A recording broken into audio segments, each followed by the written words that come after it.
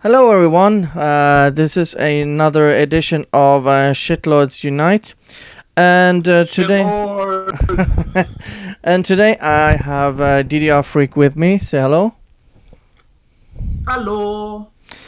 And we have a few topics which we are gonna talk about. So, the first one which we are gonna discuss is actually the Detroit Become Human. Well, it's more of a controversy now lately because it's basically become a huge thing of people actually in the UK have come out and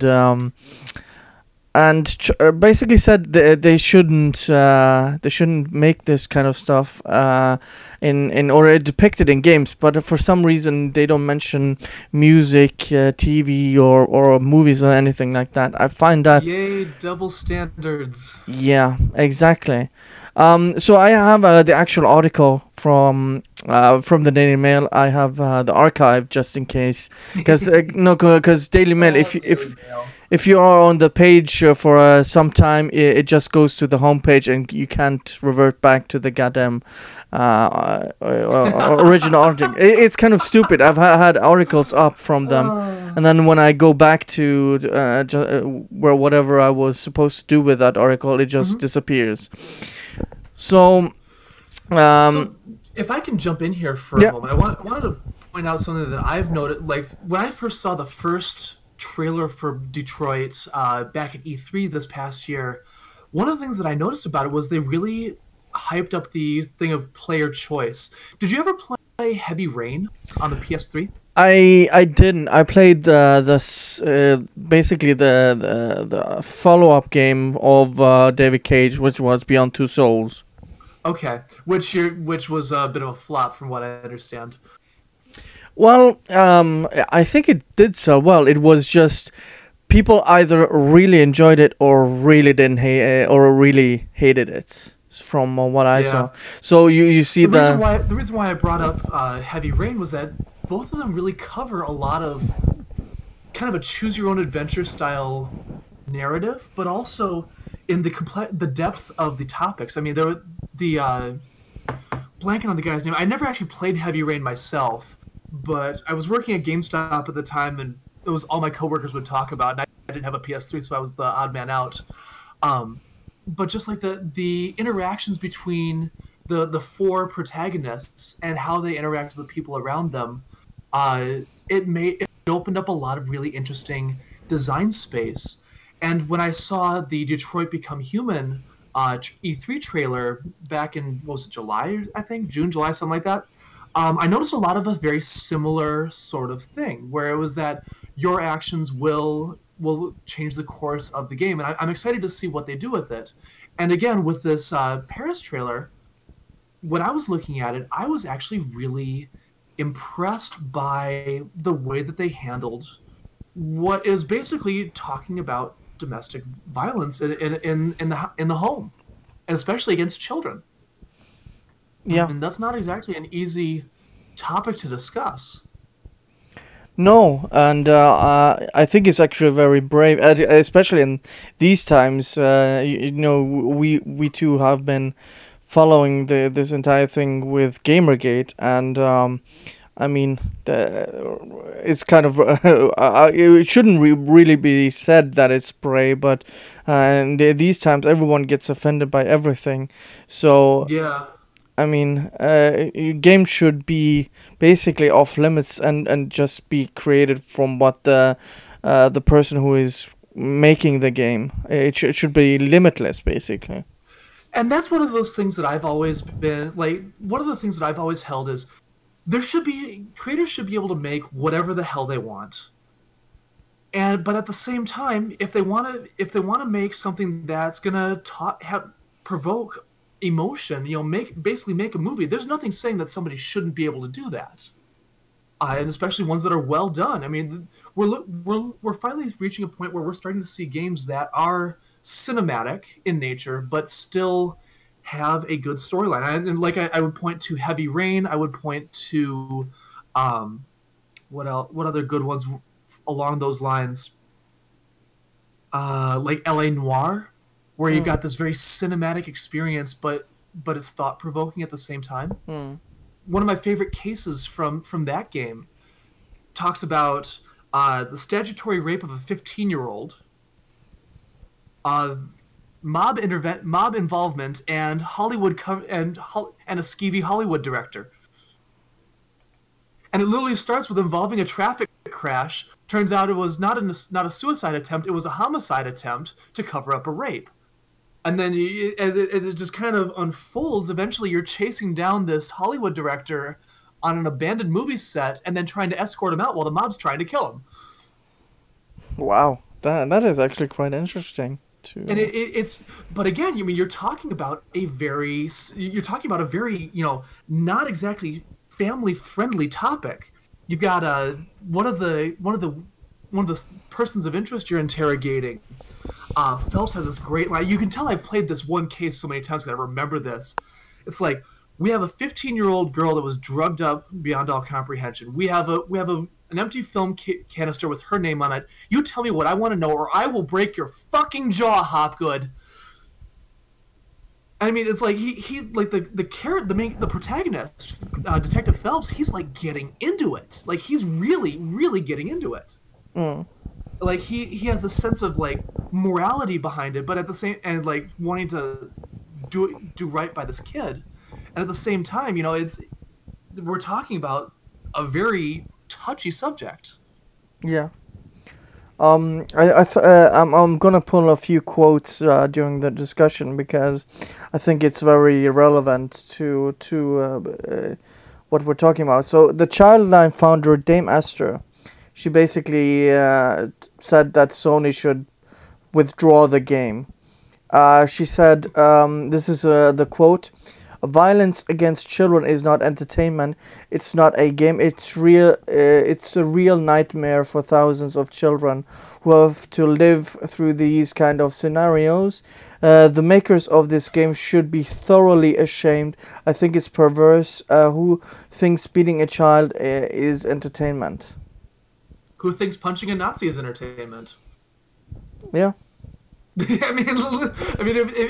you're going to if you're going to deny one group, I mean, you really set yourself up for a dangerous precedent there.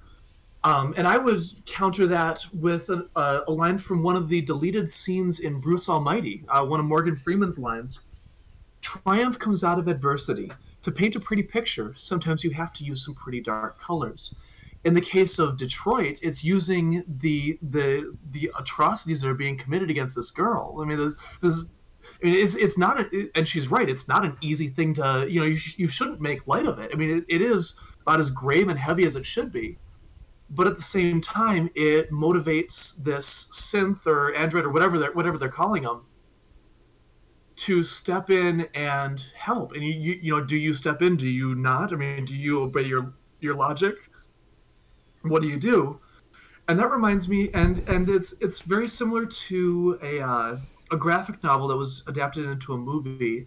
Are you familiar with A History of Violence Yeah. I think I with Viggo saw. Mortensen? Yeah, I have it on DVD. I think I've only watched it once.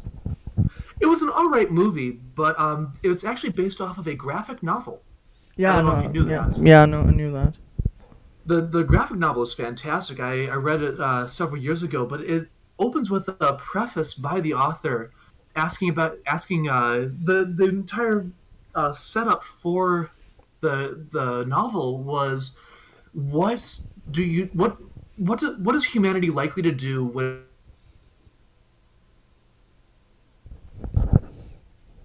Oh, pushed to the and you roboted a given a little chance to be bit. the hero? Could you I'm repeat? sorry. You roboted a little bit.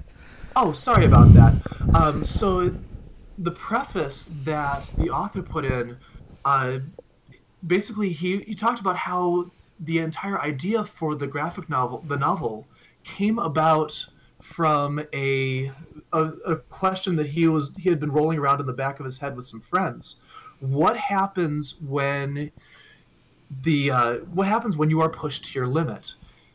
Say you're just a bystander in the middle of caught in the middle of a bank robbery, and all of a sudden you notice, oh hey, the robber put his gun down and you have a chance to be a hero. Do you go for it, or what if his accomplice sees you and shoots you? You know, what happens when you are pushed to your brink?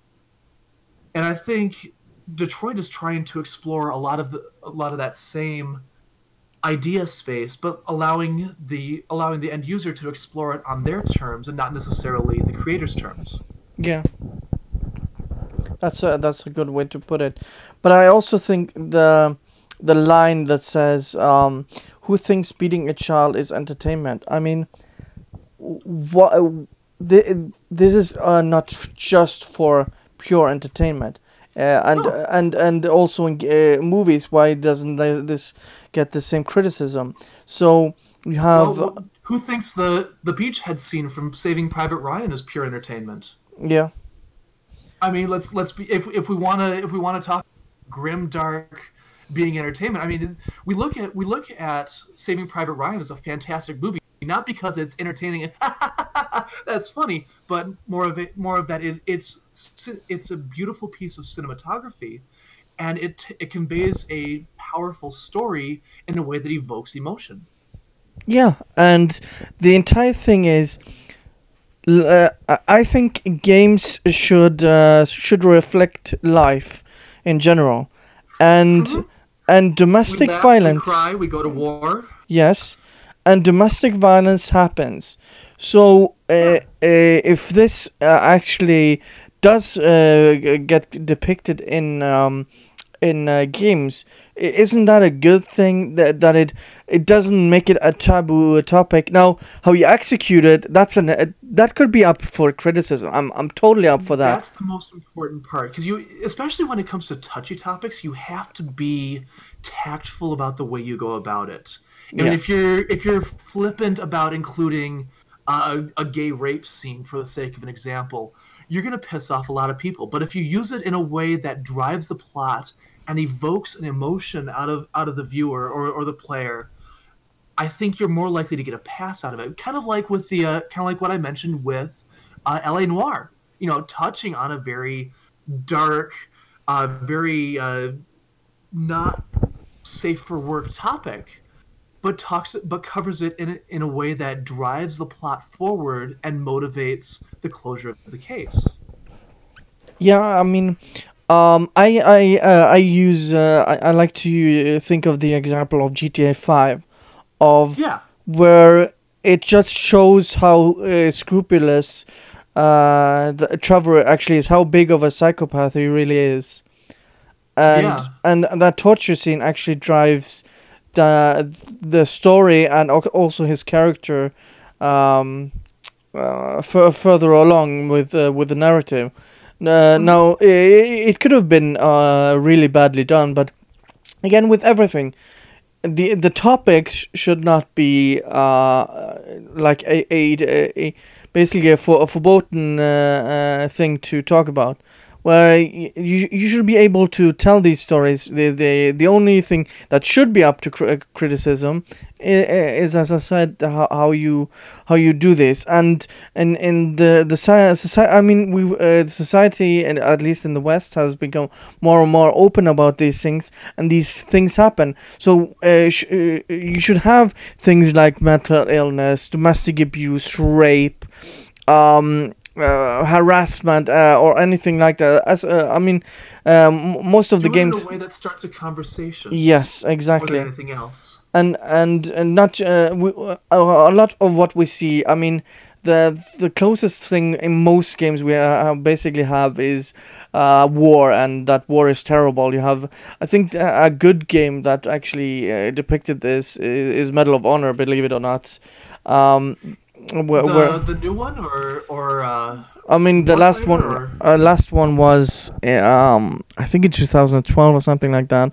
yeah, Warfighter. Yeah, Middle of Honor Warfighter. Yep, I know what Yeah, you're talking about. and there was also one before that, and the story. I mean, the multiplayer is crap, but the story actually depicted in those.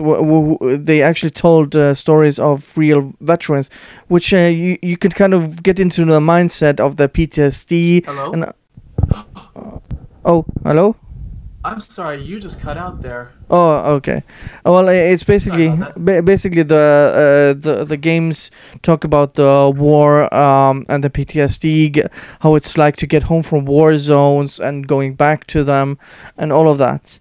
So The other game that I would include in that same category would be Spec Ops: The Line yeah, as well. that's a good one as well. I mean, Uh, and these topics get discussed because they are depicted in a way that people can think about them and talk about them, and I think And they're that done in a tasteful way that evokes that emotion as well. exactly.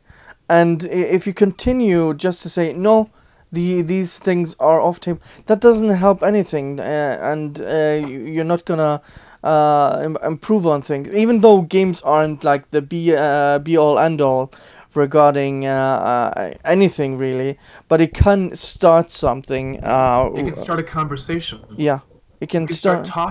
We can start talking about the real issues rather than beating around the bush. Yeah, and if you have a friend, oh, did you play Detroit Human? Oh, what did you think about this? Oh, domestic violence. Oh, shit, I didn't think about it this way or that way. Things like that. How did the scene turn out for you? What did you do? What would you have done? That's Right. really thought-provoking, and And it starts the conversation. yes, exactly. So, saying, I mean, the topics that games should censor themselves, like we've seen countless of times where the swastika isn't allowed in Germany. I mean, if you just suppress topics, I mean, it's gonna get worse. Just Those who do not remember the past are doomed to repeat it. yes, and you get more of a 1984 scenario where people you have thought policing and Exactly. what is acceptable to think. And I think art is basically the outlet that lets people express really hard issues or deep issues and relay them in a way that other people can see them and think about them and Yeah. be thought provoking basically. Well, and I've been going back and rewatching the TV series Lockup. I don't know if if they air that over in Norway at all. It's one of the MSNBC shows. They basically spend like 6 months inside Yeah, a the particular innocent prison. people, isn't it, like Yeah, regular people? Yeah, I heard about it, yeah. but I haven't watched it. It's basically a documentary TV series. It's fascinating from the standpoint of like I would never want to be in their shoes, but at the same time, it depicts prison life in a way that's interesting because it's such an unknown thing. Otherwise, unless you actually spend time on the inside, you have no idea. Yeah. But what I found really interesting about it was the way that the inmates will spend their time. Some of them will, they'll find ways to channel whatever emotions they have. Because let's be honest, you can't exactly express your emotions in prison, or you're going to get your ass beat. Yeah. But like some will take up poetry or rap, or they'll start drawing. There's these creative outlets that these guys figure out and just pour their heart and soul into it. Yeah. And some of them will actually read what they've written, and it might not always resonate with me personally, but you can feel that they poured their soul into it, and you appreciate their emotion that they evoke out of it. Yeah. I have here. Let's see. I have a few more quotes which we can talk about. Yeah, Here. so Tory MP Damian Collins, chairman of the Culture, Media and Sports Select Committee. He said, it is completely wrong for domestic violence to be part of video game, regardless of what the motivation is.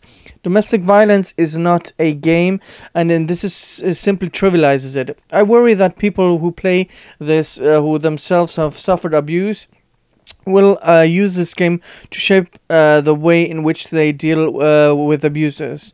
It's dangerous to plant the seed in people's minds that the way to deal with the abuser is to use violence against them. It's counterproductive and could put them even more danger? I cast doubt upon the party. I mean, there are so many studies now. How many studies has there been done against video games to show them that they're violent, and none of them have shown anything of the sort. Actually, they've shown. Tetris is more likely to invoke violent behavior than Grand Theft Auto. Scientifically proven too. Yeah, and so also. Games don't make anyone more sexist or I mean, if anything, they've shown otherwise, that games can be a outlet of anger or frustration, anything like that, and you can basically master your something and get good at it, and basically just feel a sense of accomplishment instead of constantly being down and depressed and being frustrated. So that way, I mean, they can actually help you mentally. And so to say that, I mean, the game isn't even out yet, so he can't make the statement that it trivializes it. Domestic violence is not a game, and this is simply trivializing it. He doesn't even. He's probably just heard about a game that it talks about or depicts domestic violence, and this is the guy's statement. Yeah.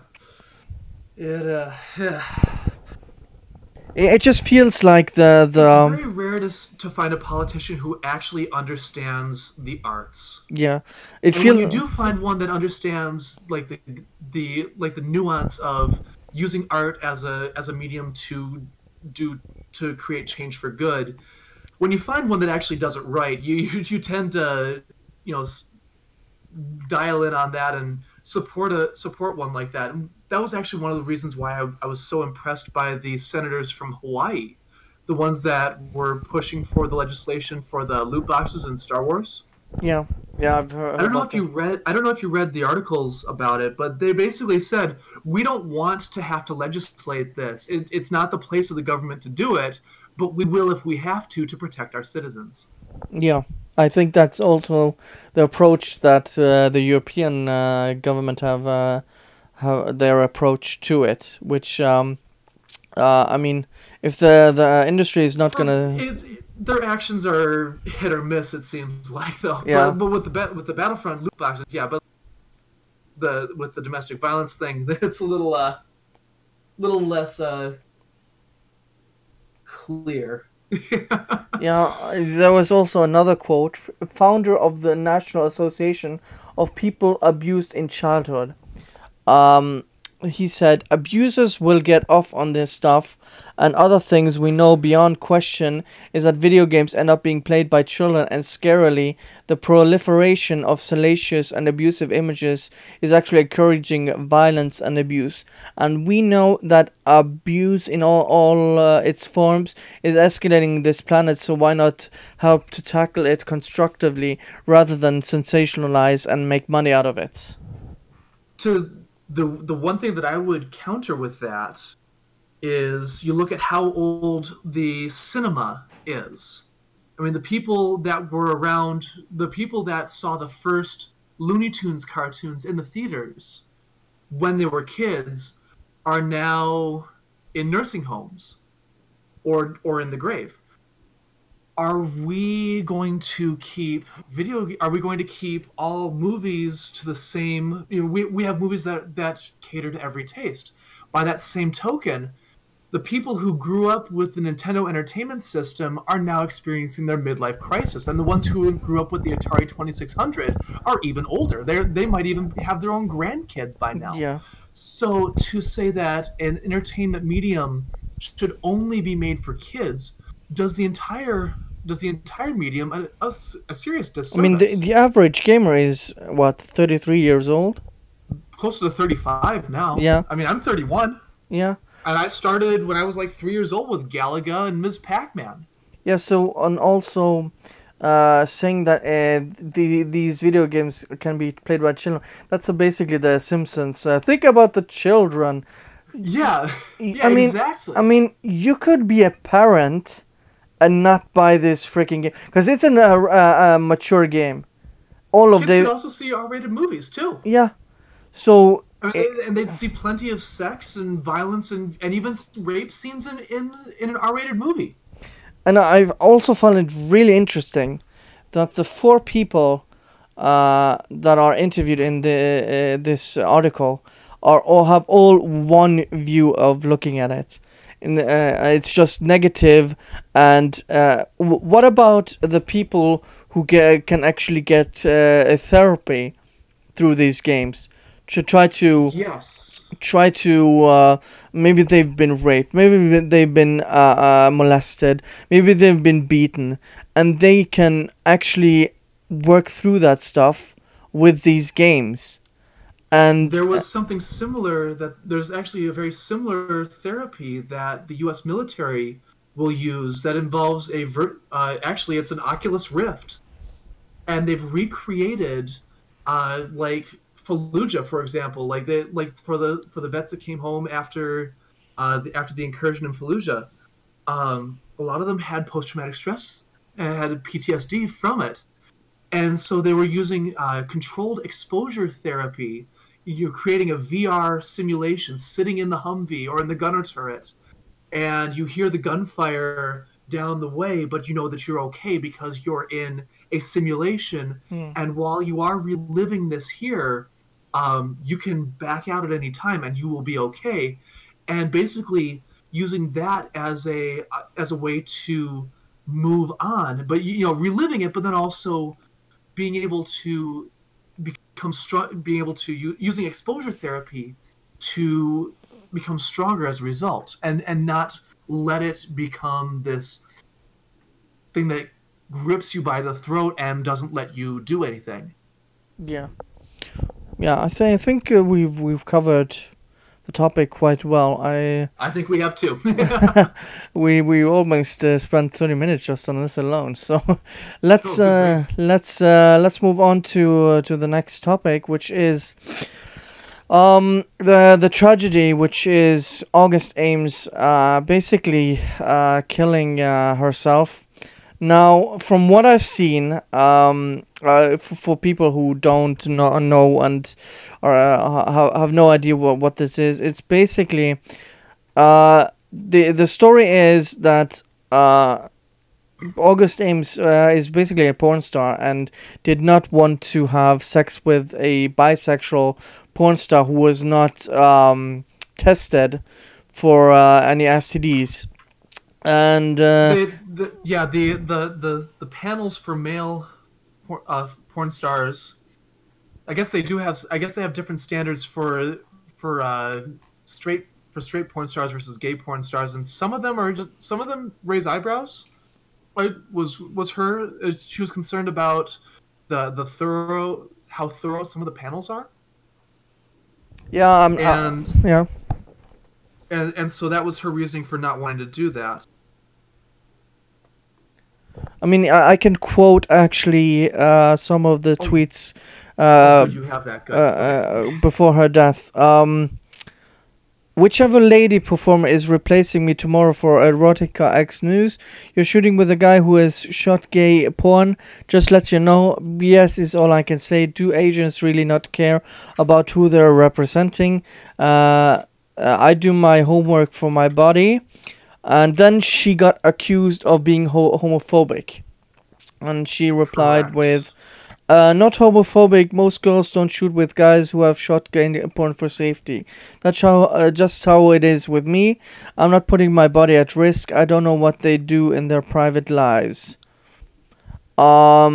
And then she again got accused of being homophobic. How am I homophobic if I myself am distracted to I'm attracted, not attracted to women. Not wanting to have sex with gay men is not homophobic. They do not want to have sex with me either. So bye. Um, and she when was it? The day after, I believe, she killed herself. So it's a real tragedy. Yeah, it was a very fast turn of events. And everything. Oh, you cut out a little bit. Oh yeah, said it was a very fast turn of events. Everything happened very, very quickly. Yeah, yeah, and I think just she was just 23, and um, I mean you have these Puritans that that I mean this is the worst outcome. These Puritans of the extreme left now do when and they blame people for not This isn't even left versus right. In all honesty, like these people are just plain bonkers. I mean, yeah, yeah, I mean, that's true. I lean left. I actually lean fairly left. Yeah, me too, me too. And and even I look at these people and go, you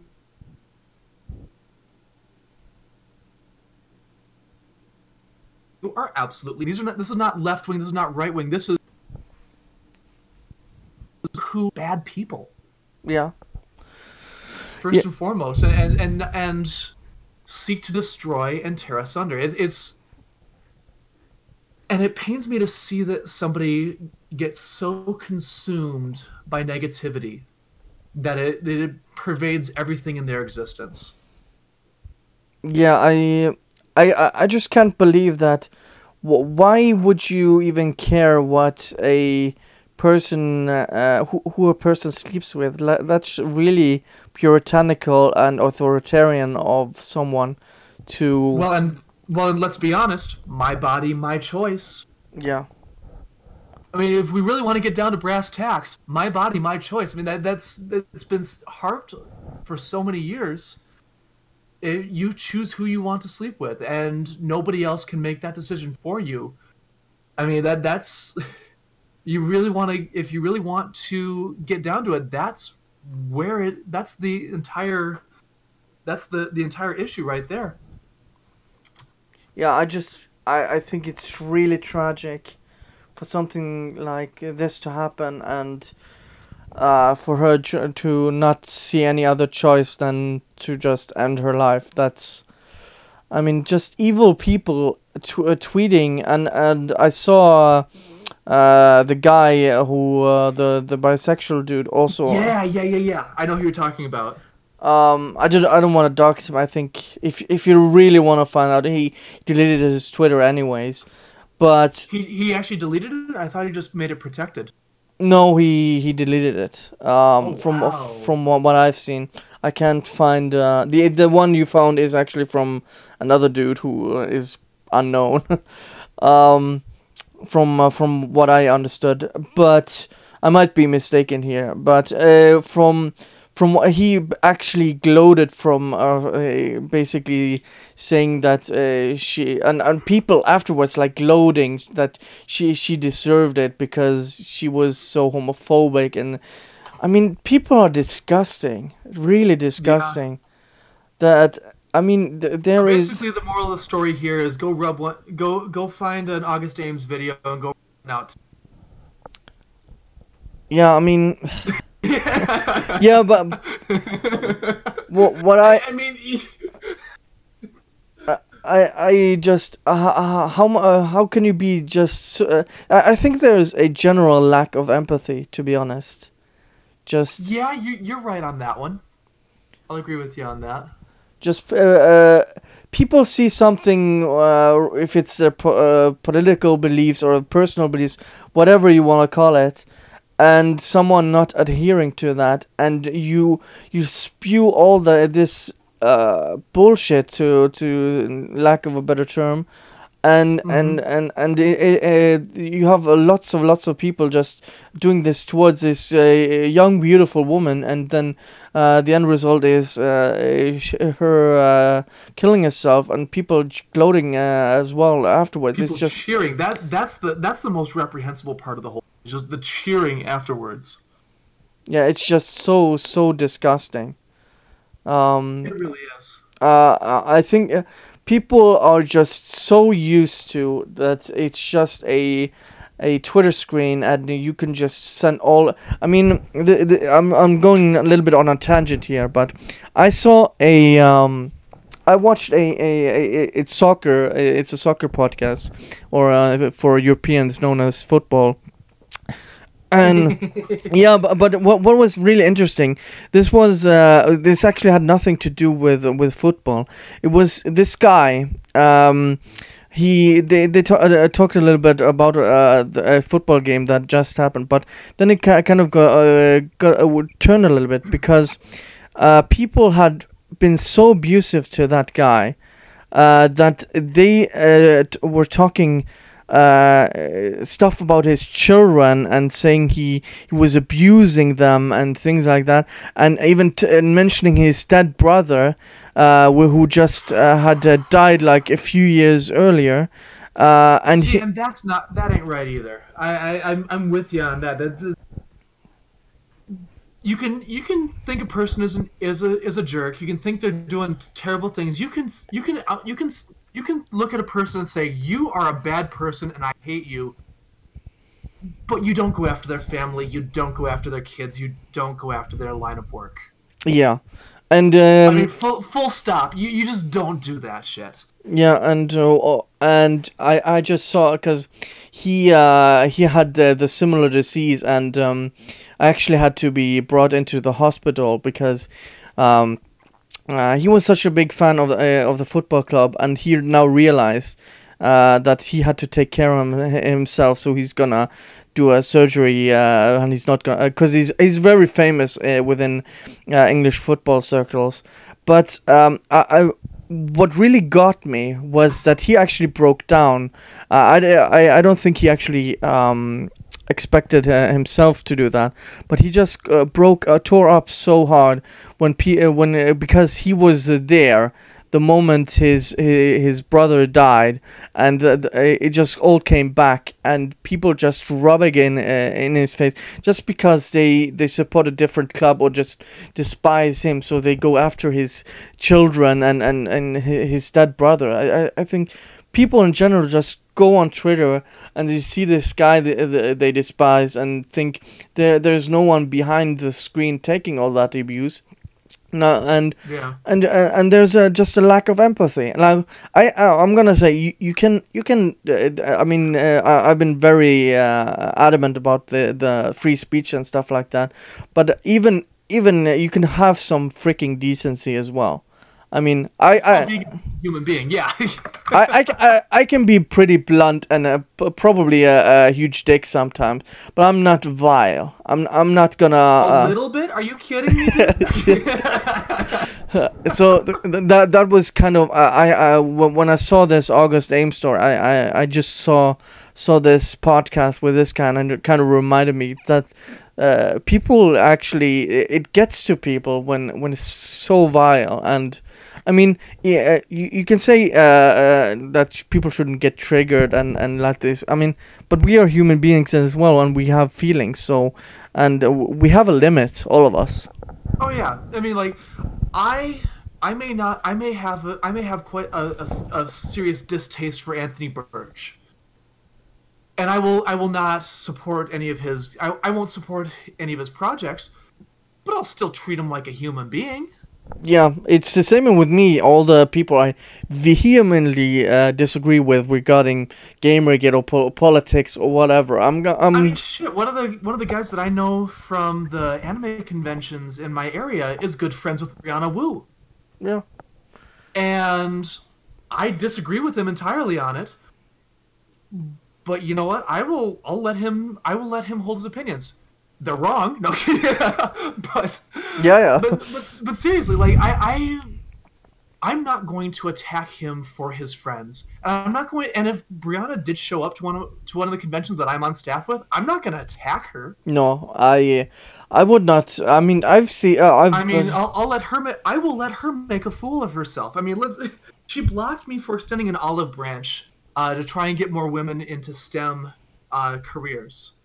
Yeah. They get more women interested in programming. I got blocked And she by blocked me, so I got I blocked by don't. Anita Sarkeesian because I asked her if she could promote a computer science program for poor minorities in Detroit, and asked her if she could retweet it so it could get maybe a little bit more funding or something like that, and I got blocked. So. Never interrupt your enemy when he is making a mistake. But yeah, that's kind of criticized. But I mean, there is I think there's a line people shouldn't cross. So Criticize all you want, and and and acknowledge the bad actors for who they are, but be civil. attack the idea, not the person. Yes, attack the argument, not the arguer. Yeah. Um. So I think this is a good moving on point to a little bit more. It's a great moving on point. To the next topic, which is a little bit more on what we just talked about. So you have for those who don't know, G.I. Joe has been riddled with SJW, especially this one guy they canceled the G.I. Joe Scarlet Strike Force. I'm just gonna read the quote. I'm not gonna read it's from William Escher, by the way, but I'm gonna read some of the quotes. The decision to cancel the book was based solely on the low initial orders. At the time of the tweets you referred to, the last G.I. Joe series written by Aubrey was underway, and it continued with Aubrey at the helm until it reached its conclusion at issue 9, something we already settled on with Aubrey due to low sales. These are his tweets. He's basically pointing the finger at everyone else instead of himself. Alt-right extremists didn't want leftist writing G.I. Joe, so they so they demanded I be removed. I mean, that completely contradicts what the company said, but okay.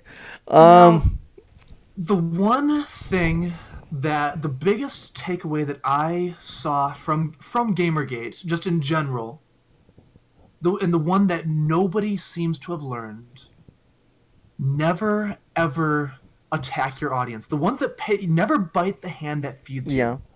Because they're the ones that pay your checks. Yeah. And they're the ones that bring you the revenue, and they're the ones that let you keep doing what you do. I'm reminded of, do you know the author Clive Cussler?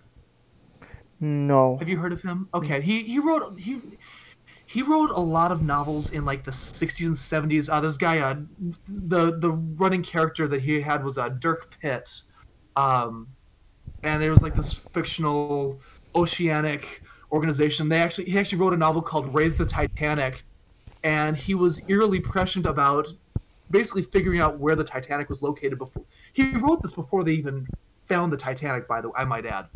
So, I mean, guy's brilliant. Anyways, a bunch of various intellectuals, for lack of better words, came together and actually created a similar oceanic and aquatic research organization that they actually named after the organization from his novels. But he recounted a story from one expedition, and I want to say it was either like a Norway. It was one of the Nordic countries. I want to say was where it was helmed out of, and I'm probably wrong on this, but they were, his organization was hired, so they hired they didn't actually have the vessels or the crew, so they would hire a local crew to work with. And there was this one crew that just did not give him the time of day. They didn't really care about him too much. So one day he goes into the mess hall, gets everybody's attention, says, "Okay, everybody, there's a new rule here." And he holds up his right hand and he says, "You protect this hand." And this big, burly sailor stands up and goes, "And why do we do that?" And Cussler responds, "Because this is the hand that writes the checks." And everybody fell in line after that because they realize he's the one that's paying them for their work. Yeah. And what's funny is it's a very relevant thing to this here. It's you want, when you are making anything, a video game, a movie, a book, comics, you need to play to your audience. Your audience is going to your audience is you are kind of at the beck and call of your audience, but you have the autonomy to make what you want. At the same time, if they disagree with you, that's cool. Don't belittle them for their disagreement. That's just going to make you more enemies. You want to be making more friends. It's the whole and that's like we're seeing the same thing playing out again and again and again, and history is repeating itself, and it's this Gamergate boogie again. Same time, you're not learning from your mistakes. Yeah, I mean, I have this small anecdote with Randy Pitchford, where I said he should stop insulting his audience, and he basically said, if you are of a certain, or this is basically what I said, if you're basically from a certain crowd or political leaning, don't buy my games. I don't want you. I'm like, exactly. Okay, this is the this is the reason why your company is going to shit. This is why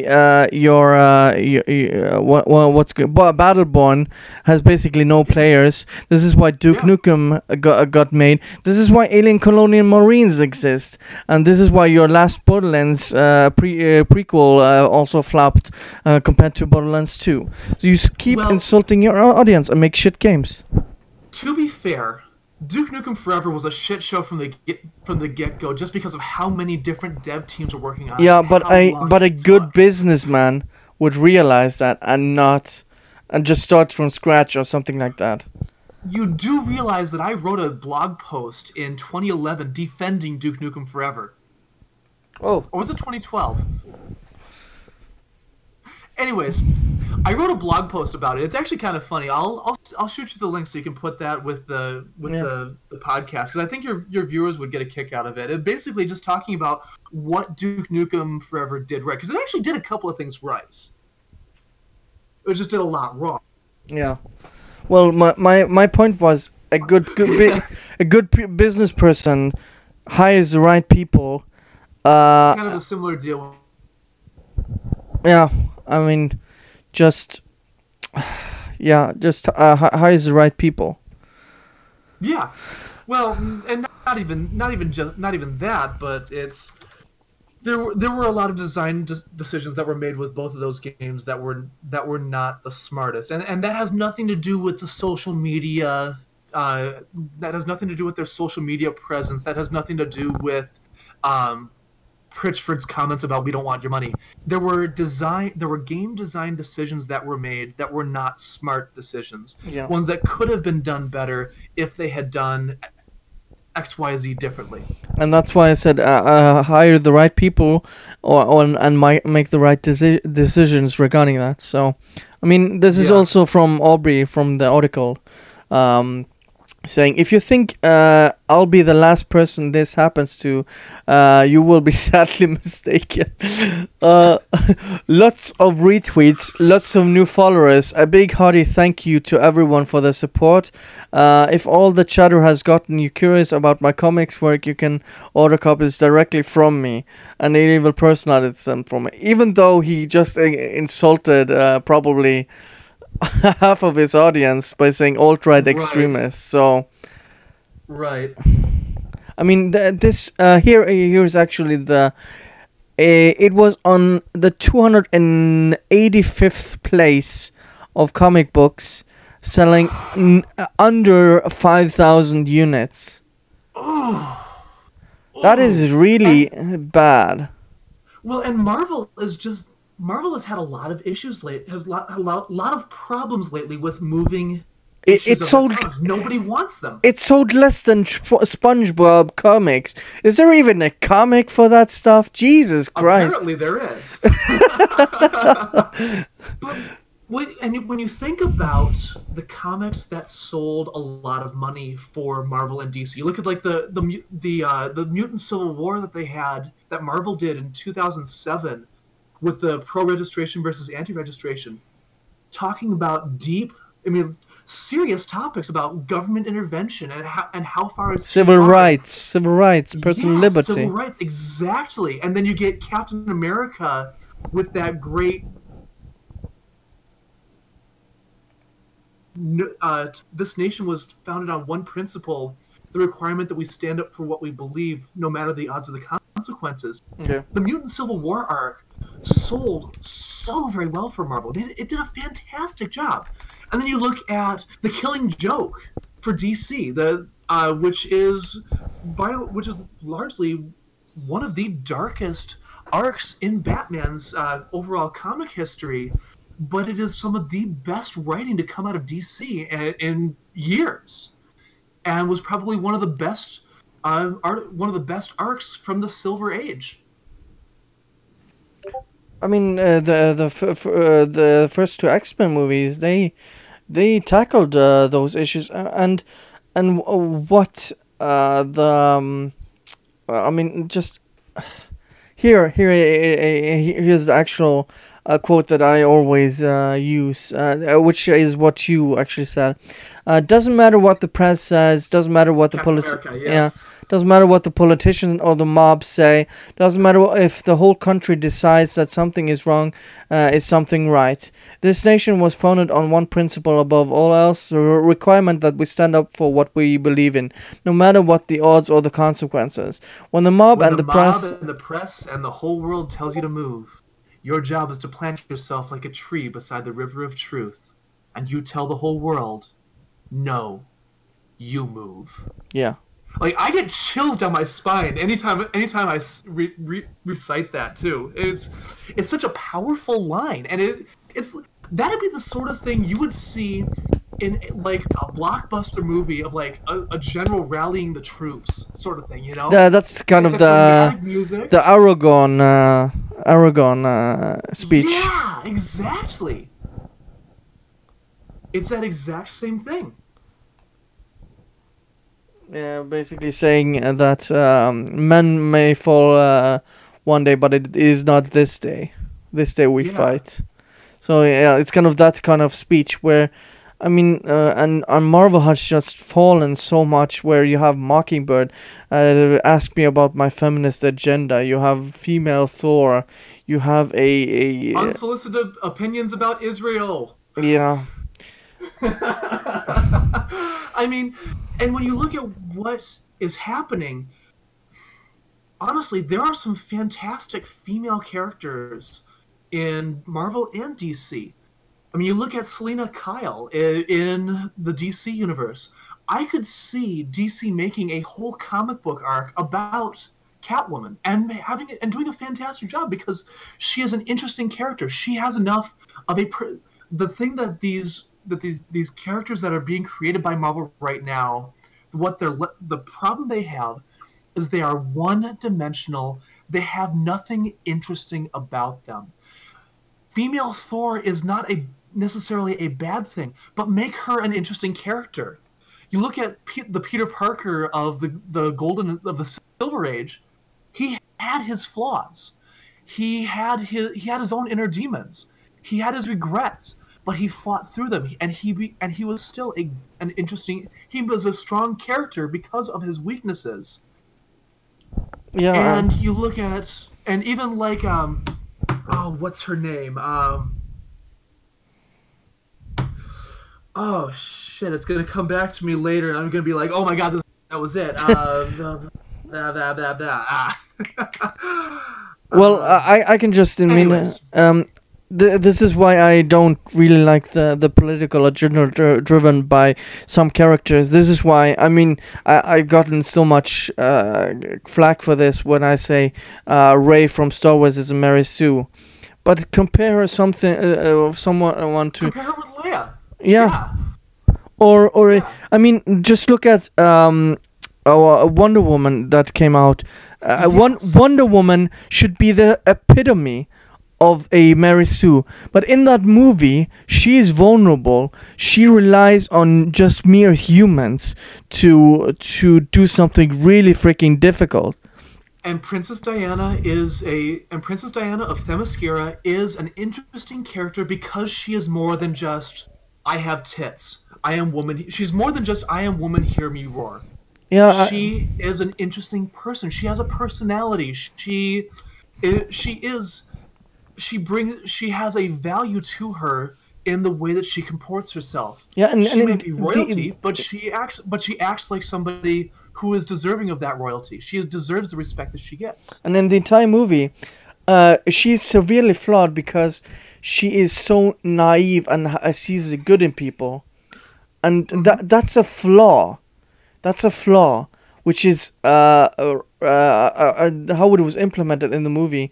I mean, just her getting the ice cream was just awesome. I mean, getting ice cream for the first time. See, those are flaws where she just comes into the world and just wants to do good and realizes people are just evil. So. Yeah. And you look at like Gamora from Guardians of the Galaxy. She's actually she's not nearly as fleshed out as other characters, Yeah, as true. other female protagonists. Just for focusing on that, but she is interesting. She is more than just there to be tits. Yeah. She is an assassin. She is very skilled in combat. She has this rivalry with her, I guess, half sister or something, or Well, whatever. she's not technically.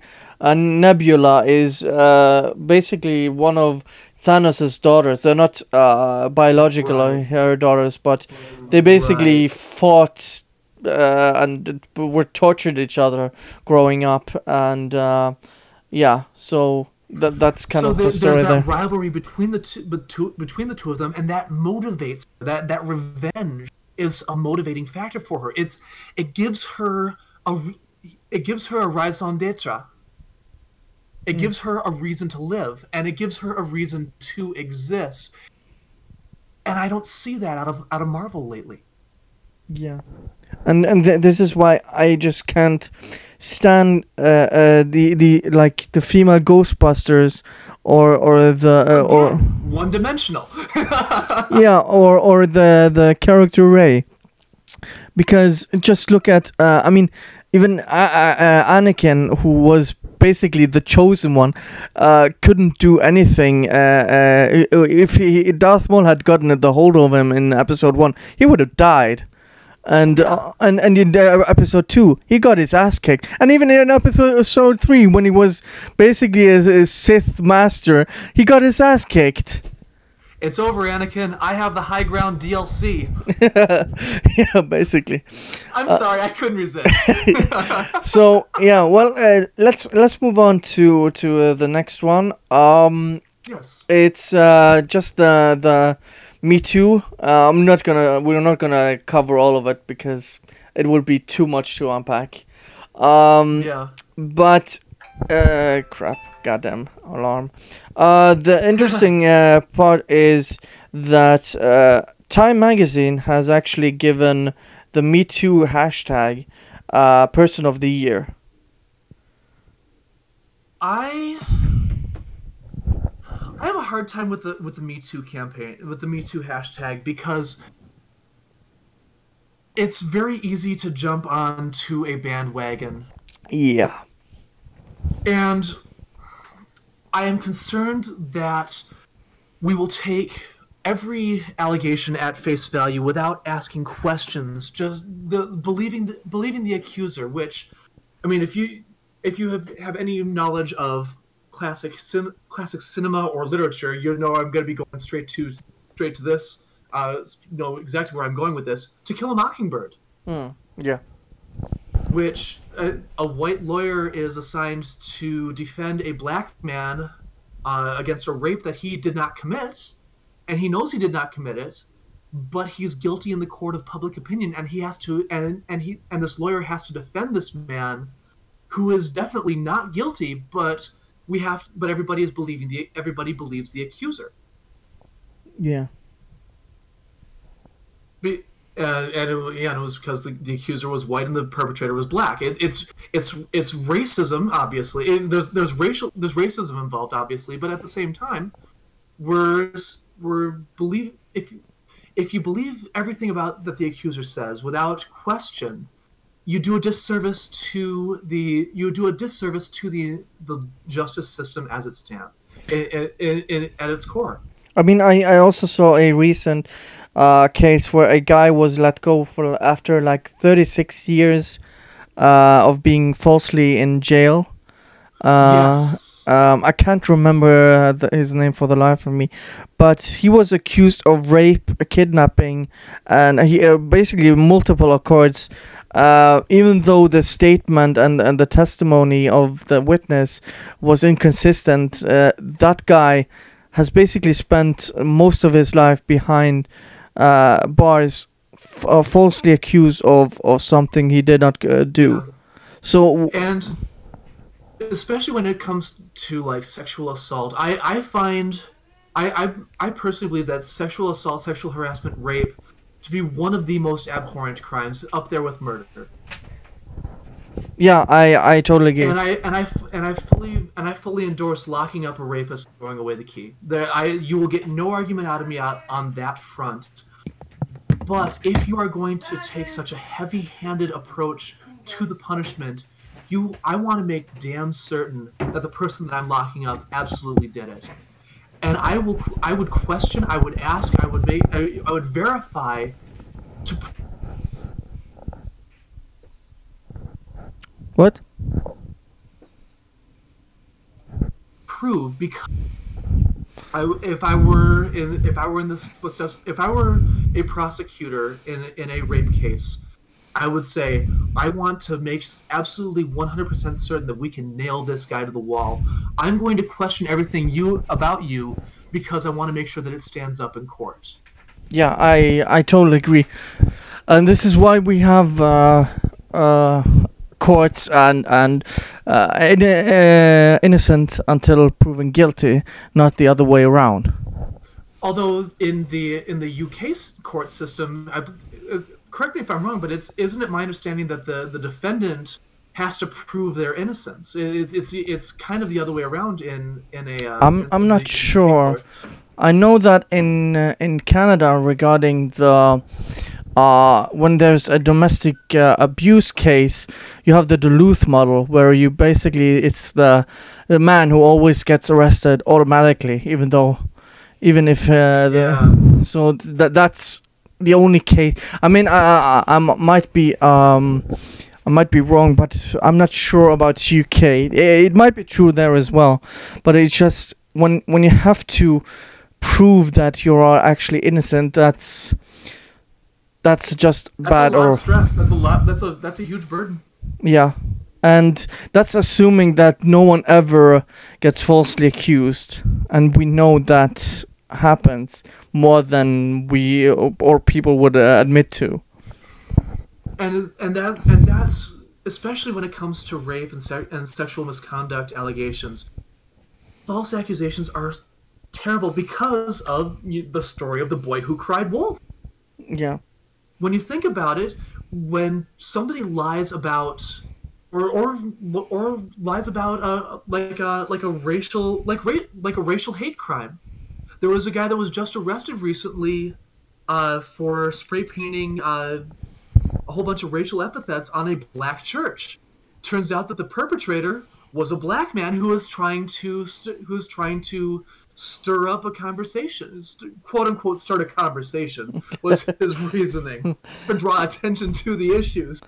it's basically trying to yeah, Start a well, race war. Let's be honest. yeah, Um, but at the same time, but the point still stands. For every one person that does that, for every person that lies or commits a falsehood about something as serious as a rape charge or rape allegations or a hate crime or racial epithets,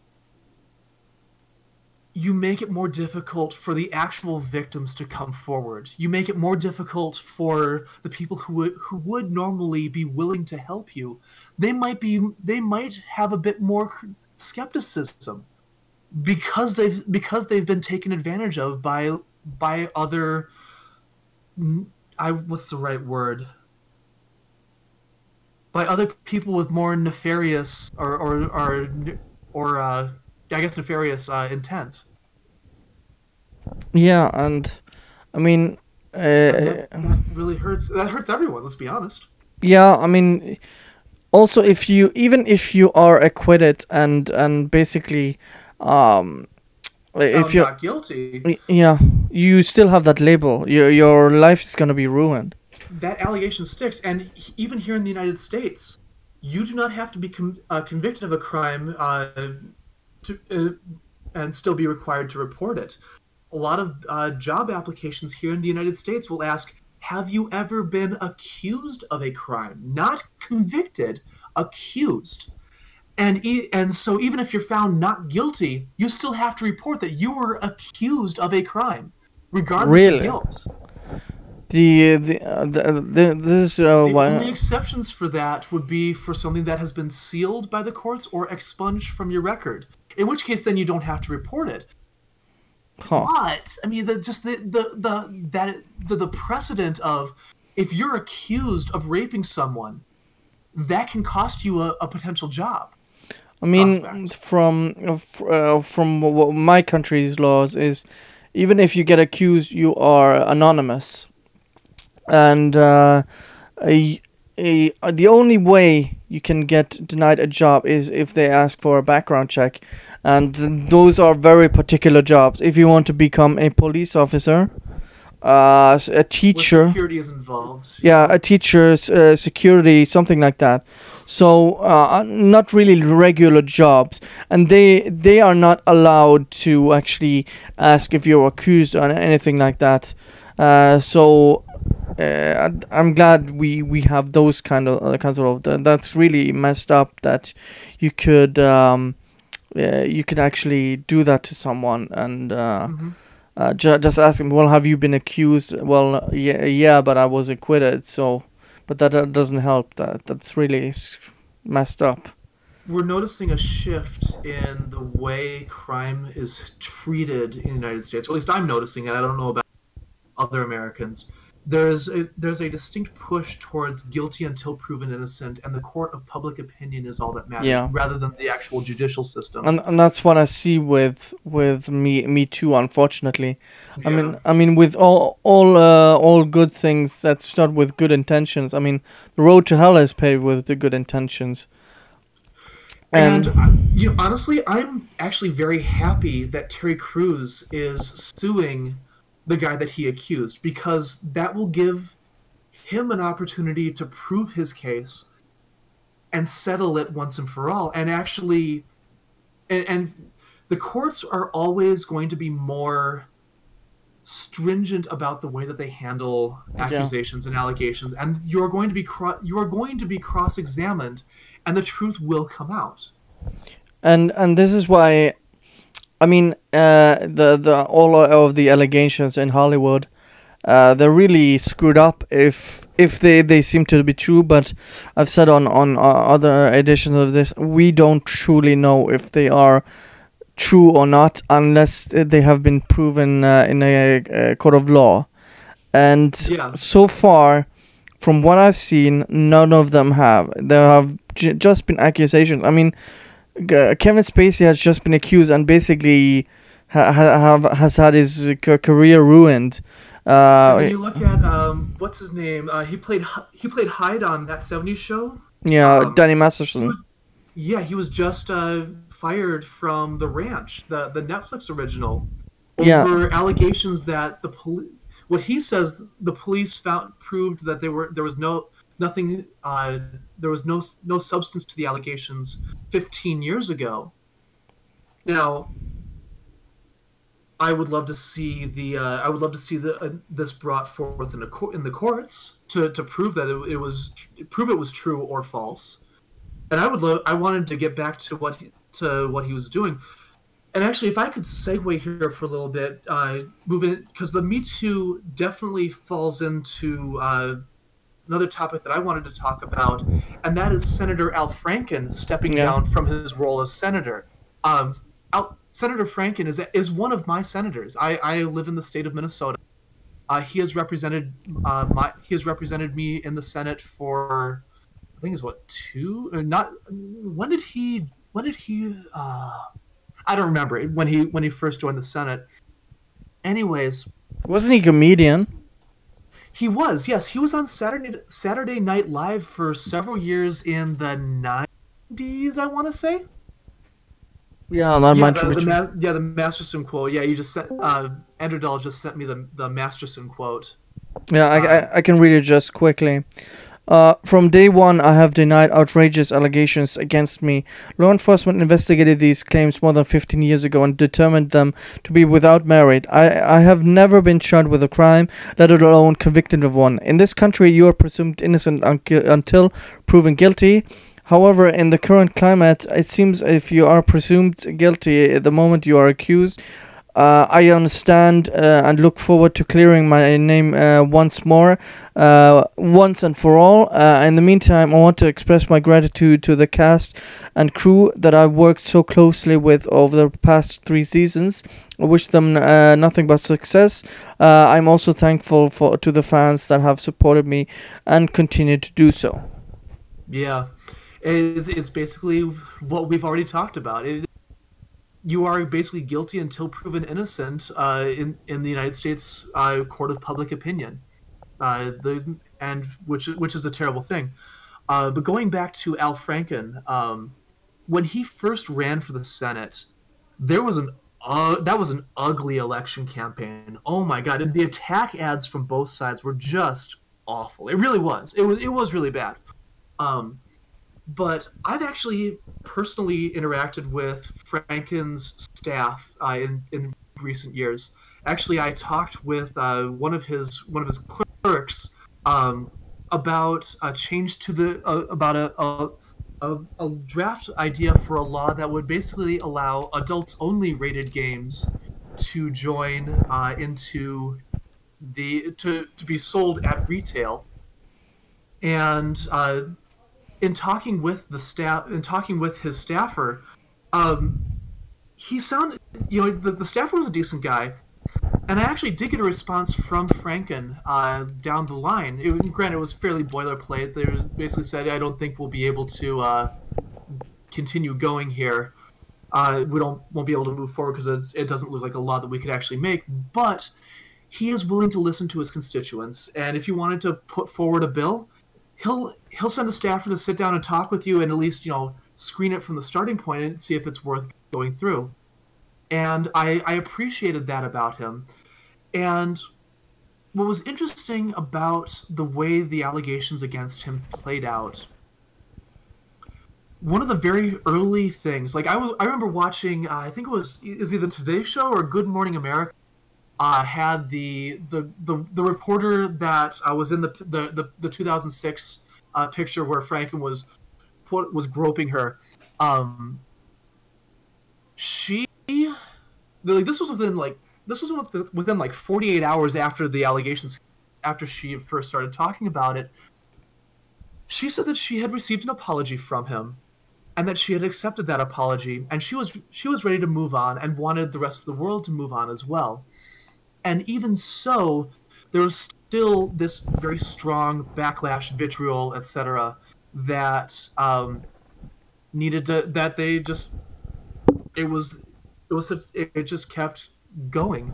Um, and it bothers me that we have allowed an act to cause a resignation without any other discussion. I am I am honestly kind of sad that Franken is stepping down because he does have his head firmly attached. For being as he had a knack for being a little lewd on SNL, and some of his comments over the years were not necessarily the most politically correct, what have you. But he was a guy that from my interactions and what I had seen of him, he was a genuine person, and that is a rare trait, especially in politics. Yeah.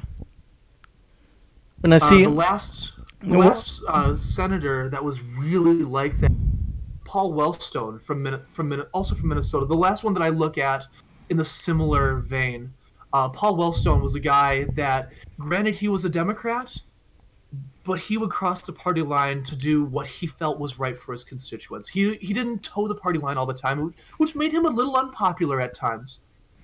But you talk to Minnesotans that were around that remember Senator Wellstone, you will hear praise for the guy across the board. Like you will have a hard time finding someone who will speak ill of him because he is somebody that people remember for being the hometown guy that you saw him. If you were to go to a dive bar in Minnesota and he were to show up, he would pony up to the bar just like everybody else, order up a drink, and just strike up a regular conversation like he'd been there for years. And that is such a rare thing, and such a, especially not just in politics but just people in general. Yeah. That's something that you really, when you see somebody like that, you remember them and you want to see them succeed. Yeah, I don't know. When I see someone, I don't know, like Paul Ryan or Nancy Pelosi, I just think, yeah, those people are not honest at all. And then you get people like Olympia Snowe, the senator from Maine, who resigned because of the partisan bickering and bullshit going on. She resigned and basically called out the Senate and said, y'all suck, I hate you. It was basically what she did. Yeah, I mean, and I looked at her track record, and yeah, I mean, she was somebody who had her head firmly attached to her shoulders, and the Senate suffered it as a result of her resignation. But that's really all I had to say on the topic. Okay. Looks like we are running out of time here. So yeah, wrap up I just have one last topic. I just wanted, because we have mentioned EA, and on previous podcasts I've railed against them so hard. I mean, there have been thousands of videos, probably hundreds if not thousands of videos regarding EA, but something has actually slipped by everyone's radar, and it's regarding Activision, more closely Bungie and Destiny 2. And the experience grind, right? No, not even that. Oh, okay. So, for those who aren't familiar with Destiny, the recent DLC just came out on Tuesday, and I can't really say anything bad. I mean, people have had criticism, it's too short or anything, but the biggest issue is that for those people who haven't bought the expansion, they can no longer grind for the hard modes. Basically, they can do the competitive PvP mode, they can't do the dungeon, the 3-man dungeon on hard mode, and they can't do the 6-man raid on hard mode. What the fuck? Really? Yeah. So people who have bought the game for $60, even on PC, they just got the expansion, so they had even less time. The console users had when did the game come out? I think it was September. They had like a month. They had almost a month between the console. Yeah, but PC had consoles had like 3 months, and PC had a little bit over a month. So people might not even have had the characters to max, and now it's impossible to grind their gear to max and even do the most hardcore thing in that game, because it's locked behind. They are holding content hostage, and being greedy, and so all of this has gone basically under the radar because EA are so huge fuck ups that everyone just forgot about this one, and this is just really freaking. I play Destiny 2, and I have my brother. I'm so sorry. I have we bought the expansion, so okay. We played maybe 2-3 times a week, and it's a game we've decided this is our game, this is our groove, this is what we're gonna. We actually decided on playing Destiny instead of Battlefront, funnily enough. Well, you're choosing between the shiniest of two turds. Let's be honest. Yeah. Yeah, but we want to just say. Honestly, I got back into Warframe again. Oh, okay. And They recently added a huge expansion in October for PC and then November for consoles. They added a huge open world area that's a little light on content now, but there's so much you can do out there that it is just a gorgeous area to boot. That it's worth just going out there. I'll just spend an hour just.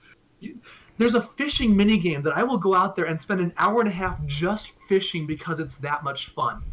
Yeah, and just saying. And I hate to see these greedy practices, especially from companies like Activision and EA, and they just get away with it. So I just wanted to mention it just at the end of our show, where you have these greedy companies just. I mean, it is totally unacceptable. But game companies have to make money. Are you not conscious of the effort it takes to make games like this? Are you not conscious of how much it costs to keep the servers running? You gaming twit, you gamer gators, all of you are terrible fucking people, and you deserve to be thrown in a gulag because you have the wrong thoughts about how we should make our money promoting our games, God okay? Damn it, Salt, shut up!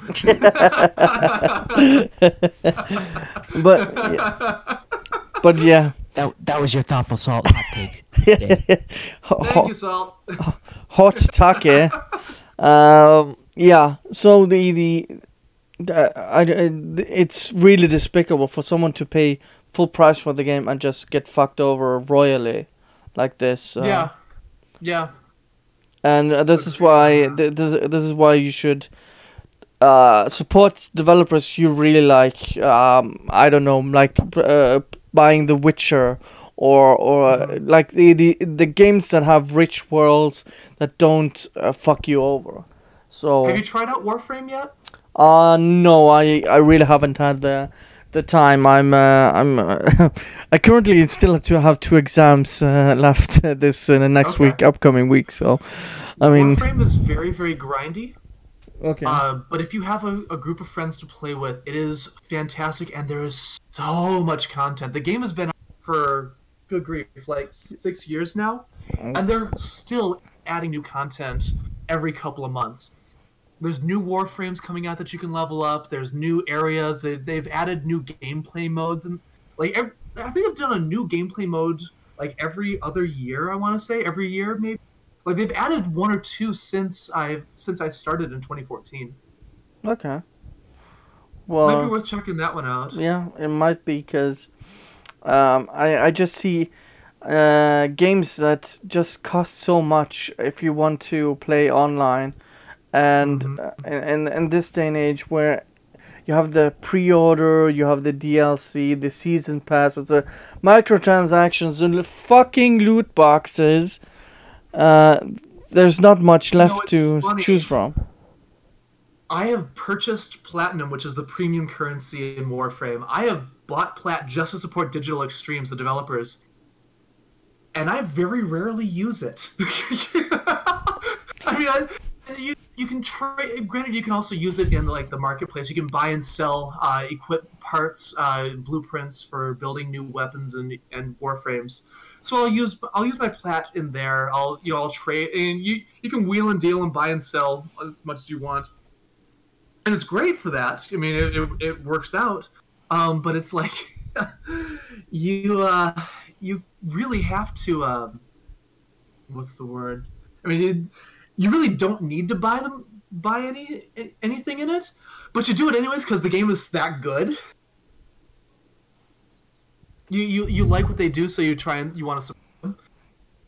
Yeah, I mean, if a game is good, people are willing to give you benefit of the doubt and actually buy additional content. Yeah, exactly. That's what I did with, for example, with Mass Effect 2. I just bought all the DLC because I loved the game. Yeah. And then they shat on you with Mass Effect 3. I don't have such a hate boner on 3, but I have to say I didn't like the ending. That's different colored explosions. Yeah.